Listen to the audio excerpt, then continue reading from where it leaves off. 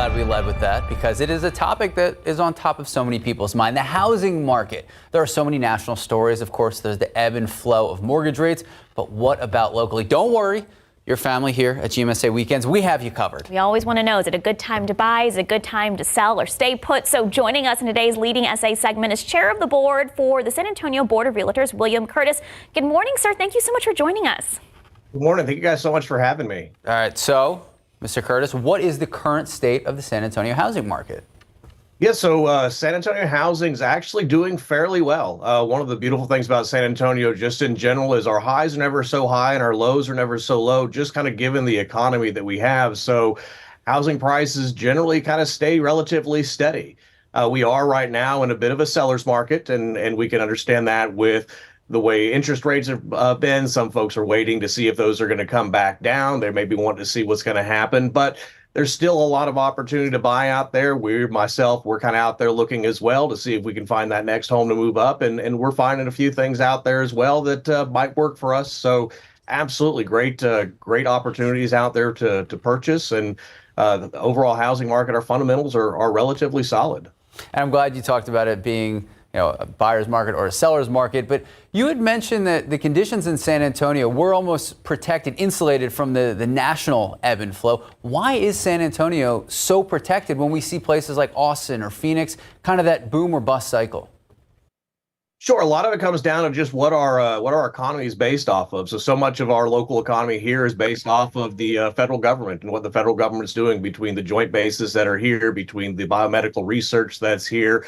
San Antonio is the #1 location for in-state tourism. So even when COVID was going on and we had lockdowns and everybody was looking for places to go, everybody else in Texas was coming to San Antonio to come look at the Alamo, to go to Six Flags, go to SeaWorld, to do all those things here. So for overall, San Antonio's fundamentals are very solid. We're really kind of risk adverse in a lot of the fundamentals for what our local economy is.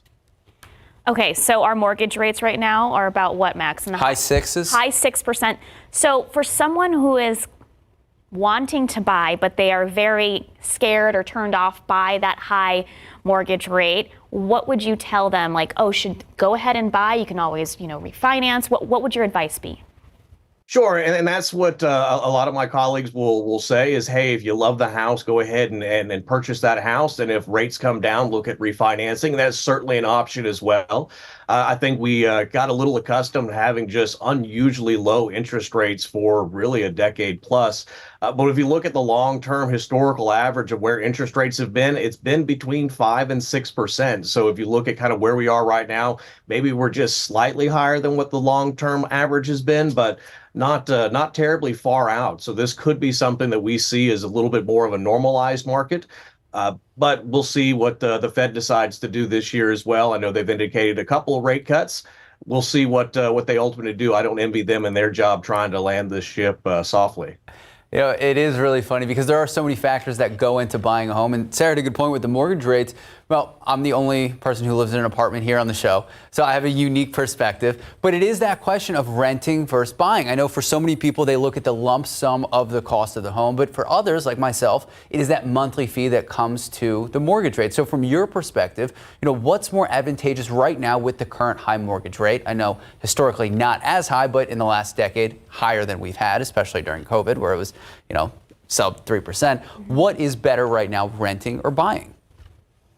It's really ultimately a personal decision based on your personal finances, right? Depending on where you are in life and what your plans are to do. If you plan on living and staying in San Antonio long term, home prices generally increase year over year. I can tell you anecdotally from our home purchase we bought in 2017. And I mean, we're looking at almost double the home value from what we had purchased it at. And, I'm on the commercial side, so not necessarily the guru of finding deals on the residential side. We bought it, on market at ask price or near ask price. So, I mean, there's definitely some advantages long term when you start looking at building your wealth. And there's a lot of civic opportunities that kind of come along with that, where, the pride in home ownership comes in, pride in your community and things that you can do that kind of want to buy in once you do purchase a home. again, there's nothing wrong with renting a home. There are absolutely good opportunities to do so. We see a lot of folks that are moving to the area and they choose to rent for a year or two before they settle on where they want to live or what school district they want to be in, or a lot of other things that they may want to look at. But no, it's really a personal decision, but there's always deals to be had out there. And right now, there's definitely homes out there to purchase that are, good quality and absolutely can serve you or your family's needs. Okay, when it comes to forecasting for next year, right now you said we're in a seller's market. Is next year maybe going to be more trending towards a buyer's market? So I wish my crystal ball wasn't in the shop so I can give you guys that answer. But ultimately, I think we're going to have a little bit of some interest in this year as we go into a presidential cycle. Usually there's a little bit of a slowdown and we kind of see what's going to go on unless we have a clear front runner in some of these elections. So we'll really see kind of where that plays out. I think overall, we're still going to see strong, steady growth. We're still going to see home prices still increase. And ultimately, whatever the Fed decides to do is going to have an impact on whether or not we see prices increase or decrease based off what the Fed ultimately decides to do. Okay, my producer is probably going to kill me, but I do have one last question for you. For the record, I'm a little more hawkish, so I don't know if there's going to be any cuts anytime soon. Neither here nor there. You are an expert when it comes to commercial real estate. I know that there is fear for 2025. There's a lot of debt coming due. People are speculating that could be a national issue. Are we insulated here in San Antonio? So I think we'll definitely see some impacts from it. But again, like we've talked about, is kind of what our economy is based off of is most of those jobs are in person. And that's one of those things, especially looking at the office side of the equation. Office market, we're a little bit different where some of your larger metro areas will have, 15, 20 or 30,000 average square foot floor plates. In San Antonio, we're kind of in that 6, 7, 8,000 square foot floor plate. And what that really does for us is that is an indication of if those are more local or regional jobs. You're in the office with the owner or with the boss, and you're able to build culture a little bit differently. And that's one of the things that kind of gives San Antonio a little bit of a unique advantage is that we're here building culture. We're coming back to the office and rates that are there. And if you just look at our counterparts in Dallas or in Houston, our office occupancy, while took a dip, didn't take nearly that same dip.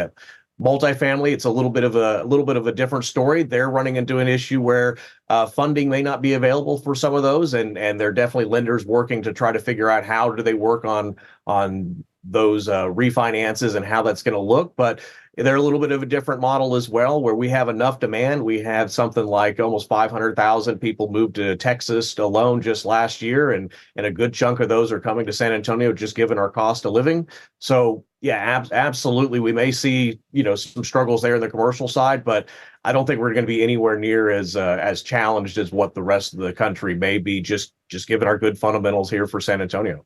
Well, William Curtis with the San Antonio Board of Realtors, thank you so much, sir, for your time this morning. For our viewers, you can find this interview in full later on our website, KSAT.com. Thank you for watching KSAT 12. If you are on YouTube, you can like and subscribe so you can stay up to date on all the latest news and weather here in San Antonio.